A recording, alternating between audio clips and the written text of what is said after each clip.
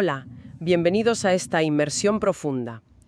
Hoy vamos a meternos con un tema fascinante, cómo interactúan los fármacos con nuestro cuerpo, concretamente con las membranas y sobre todo con las mucosas. Exacto. Vamos a hacer un viaje por estas superficies internas. Tenemos aquí unos apuntes de farmacología, un documento sobre mucosas y sitios de absorción. Sí, un buen punto de partida. La idea es entender mejor eso de la absorción, ¿no? El primer paso para que un medicamento haga efecto. Fundamental. Porque a veces es bajo la lengua, otras por la nariz o simplemente tragado. ¿Cómo se diseñan teniendo en cuenta nuestra biología? Pues eso vamos a intentar aclararlo. A ver si lo conseguimos. Para empezar, recordemos algo básico. El cuerpo está lleno de barreras, membranas que no dejan pasar todo. Semipermeable, sí. Y que un fármaco las cruce, eso es la absorción. El primer paso, digamos, de su viaje, clave para diseñar tratamientos. Exacto. Y ahí las mucosas son claves. Son esos tejidos que revisten cavidades que conectan con el exterior, ¿sabes? La boca, la nariz, todo el tubo digestivo. Siempre húmedas, ¿verdad? Siempre húmedas, eso las define. Pero para los fármacos, lo crucial es, bueno, varias cosas. El pH de cada zona, qué proteínas hay en la superficie y, muy importante, la vascularización. La cantidad de vasos sanguíneos. Eso es. La cantidad de riego sanguíneo que tengan. Todo esto determina muchísimo cuánto y cómo entra el fármaco. Muy interesante. Entonces, ¿cuáles son las mucosas más usadas, digamos, en farmacología? Pues mira, las más relevantes son varias. El aparato digestivo casi entero. Boca, esófago, estómago, intestino, recto. La vía principal, vamos. La más común, sí. Pero también la mucosa nasal, la conjuntiva del ojo, la pulmonar, importantísima para inhaladores, y la piel, claro, aunque sea más barrera, también permite absorber cosas como los parches. Vale. Hoy nos centraremos en algunas, las más habituales, quizás. Empecemos por la puerta de entrada, la boca, que no es solo para tragar, ¿no? No, no, para nada. Pensamos en tragar pastillas, pero la boca es un sitio de absorción potencial, sobre todo la vía sublingual, debajo de la lengua. Ah, sí. Eso siempre suena como muy directo. Y lo es. Es muy eficaz por varias razones. Primero, está llenísimo de vasos sanguíneos ahí debajo, capilares que van directos a la vena lingual y de ahí a la yugular y a la circulación general. O sea que el fármaco entra rapidísimo a la sangre. Muy rápido. Y eso tiene que ver con lo del efecto de primer paso, ¿verdad? Que se lo salta. Correcto. Esa es quizá la ventaja estrella, el efecto de primer paso hepático. A ver, cuando tragas algo, se absorbe en estómago o intestino, y de ahí la sangre va primero al hígado. Ajá. Y el hígado es como una aduana muy estricta. Metaboliza muchas cosas, a veces inactiva gran parte del fármaco antes de que llegue al resto del cuerpo. Ya. Pues la vía sublingual se salta esa aduana. El fármaco entra directo a la circulación sistémica, ¡pum!, sin pasar por el hígado primero. Entendido. O sea que llega más fármaco activo donde tiene que actuar. Y encima más rápido. Suena genial. Lo es, lo es. Pero entonces, ¿por qué no se dan todos los fármacos así? ¿Tiene pegas? Buena pregunta. Claro que tiene pegas. No todos los fármacos sirven. Necesita ser bastante liposoluble para cruzar las membranas de las células y a menudo ser un ácido débil. Vale. Además, la dosis suele ser pequeña, el sitio es limitado, ¿sabes?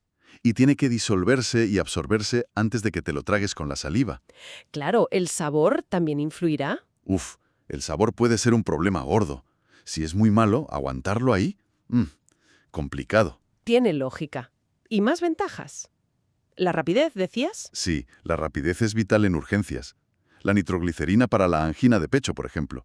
Es el caso clásico. Ajá. Otra ventaja, protege a fármacos que el ácido del estómago destruiría, o las enzimas digestivas, algunas hormonas, por ejemplo. Vale. Y algo práctico, no necesitas agua.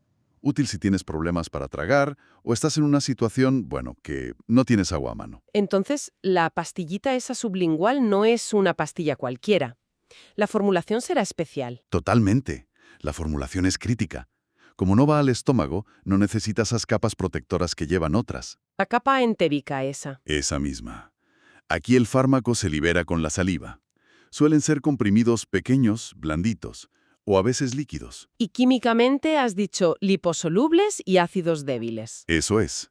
Y llevan excipientes especiales, cosas para que el comprimido se mantenga unido pero deje salir el fármaco, y a veces algo para que la saliva se quede ahí un poco más, que no se vaya todo enseguida. ¿Viscosantes, quizá? Exacto, viscosantes, para asegurar el contacto con la mucosa. Y mencionabas algo de la velocidad de liberación. Ahí está la clave. Es el punto crítico. Para que funcione bien, la velocidad a la que el fármaco sale del comprimido tiene que ir a la par con la velocidad a la que se absorbe. A ver. Si sale muy rápido, te lo tragas antes de que se absorba. Adiós ventaja del primer paso. Claro. Si sale muy lento, el efecto tarda mucho. Adiós ventaja de la rapidez. Es un baile muy fino, pura ingeniería farmacéutica. Queda claro. Una vía potente, pero para casos concretos. Y en la boca hay más cosas, ¿no? No todo es absorción para el cuerpo. No, claro. La boca da para mucho. Tienes enjuagues para efecto local, antisépticos, antiinflamatorios, Vale. pastillas para chupar, que se disuelven despacio, pueden ser para la garganta, o a veces, como la nitro, también para que se absorba algo. Ujú. Hay comprimidos que se pegan a la encía, bioadhesivos. Liberan poco a poco, útil en temas de dientes o algunas hormonas. Hasta chicles con medicamento. Anda. ¿Como los de nicotina? Esos mismos. Y luego los sublinguales específicos de los que hablábamos, para efecto rápido en todo el cuerpo. ¿Y los ejemplos clave de esos sublinguales serán? El clásico, nitroglicerina, vasodilatador para la angina. Luego, pues mira, ketanserina, un antihipertensivo. O el sulfato de isoprenalina para el asma, un broncodilatador. Fármacos potentes donde necesitas rapidez y evitar ese primer paso por el hígado. Muy bien. Cambiamos de zona, subimos un poco la nariz. Aparte de para oler, ¿qué interés tiene para los fármacos? Pues la mucosa nasal es otra vía súper interesante y cada vez se usa más, no solo para cosas locales como los descongestionantes, también para efectos en todo el cuerpo. ¿Ah, sí? Sí, es un tejido que recubre por dentro la nariz con muchísimos vasos sanguíneos, una superficie bastante grande si cuentas todos los recovecos, los cornetes. Y tiene moco y cilios, ¿no? Esos pelillos. Exacto. Que limpian el aire pero también juegan su papel en la absorción. A veces ayudan, a veces estorban un poco. ¿Y qué la hace atractiva para absorber fármacos? Varias cosas. La vascularización altísima, absorción rápida y otra vez, evitas el primer paso hepático. Igual que la sublingual, ¿en eso? Igual, la superficie, que no está mal, y el pH. Suele estar entre 6 y 6,8 si estás sano. Un pH bueno para muchos fármacos. Pero dices si estás sano, ¿cambia? Cambia, sí. Fíjate, si tienes una rinitis, una infección, un catarro fuerte, vamos, el pH tiende a bajar, se acidifica. Anda. Y eso puede cambiar cómo se ioniza el fármaco y si se absorbe mejor o peor. Además, el moco puede ser una barrera o interactuar con el medicamento. O sea, que con un resfriado el spray nasal puede funcionar peor. Podría, sí, podría afectarle. Las formulaciones lo intentan tener en cuenta.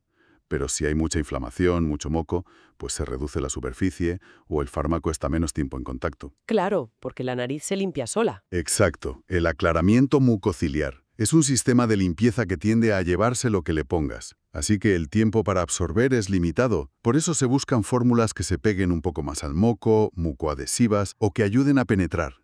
¿Y qué tipo de medicamentos se dan por la nariz? Para efecto local, lo típico. Descongestionantes que cierran los vasos, corticoides para la alergia, antihistamínicos, en gotas o sprays. Vale. Y para efecto sistémico, en todo el cuerpo, pues se usa para algunos analgésicos, incluso opioides, fármacos para la migraña, hormonas como la desmopresina, incluso vacunas. ¿Vacunas nasales? Sí. Y también hay geles o pomadas para fármacos muy liposolubles o si quieres que dure más el efecto local, como anestésicos antes de mirar dentro. Pues sí que tiene potencial la nariz. Vale, sigamos el camino natural.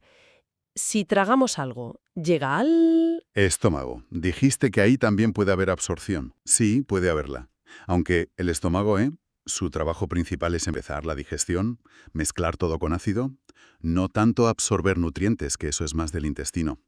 Pero algunos fármacos sí se absorben ahí. Las pastillas normales, cápsulas, jarabe, todo eso llega ahí. Todo eso. Comprimidos, cápsulas, jarabes, suspensiones, polvos. Lo típico que tomamos por boca. ¿Y qué define la absorción en el estómago? Me imagino un ambiente hostil. Hostil es una buena palabra.